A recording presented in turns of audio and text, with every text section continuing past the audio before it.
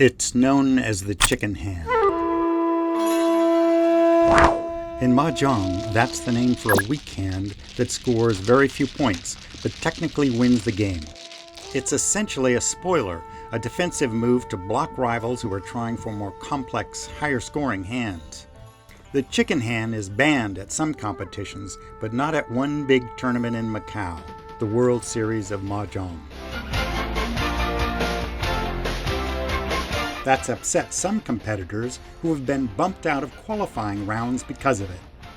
The basics of the game are similar to rummy. Players try to accumulate 4 sets of tiles, 3 of a kind or a straight of 3 in the same suit, plus an extra pair. Players take pride in putting together difficult and rare combinations of tiles, plus a complex hand can win hundreds of points, but it can take a little time to get there. And critics say that's the problem with the chicken hand. A player going for a quick win can take the game with something as small as a 0-point play. It's a general trend that the players they like to make big patterns. But for one reason or another, it's often difficult to make a big pattern if there are other players who are trying to win quickly. Alan Kwan thinks there's nothing wrong with that. He says the chicken hand shouldn't be banned.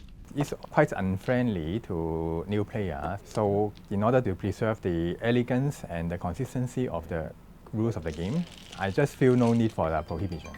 Mahjong is China's poker, a 4-person game of skill and chance played in homes, social clubs, even at weddings. But the rules can vary from one country to another and town to town, and that's been a problem for the organizers of the World Series in Macau. The organization wanted a universal set of rules that wouldn't give an advantage to one group over another, so they turned to Hong Kong game shop owner Alan Kwan. He's been thinking about this problem since he was a teenager. Kwan calls his solution Zhongyong, the way of the middle. His rules combine what he considers the best of several different styles and includes the chicken hand.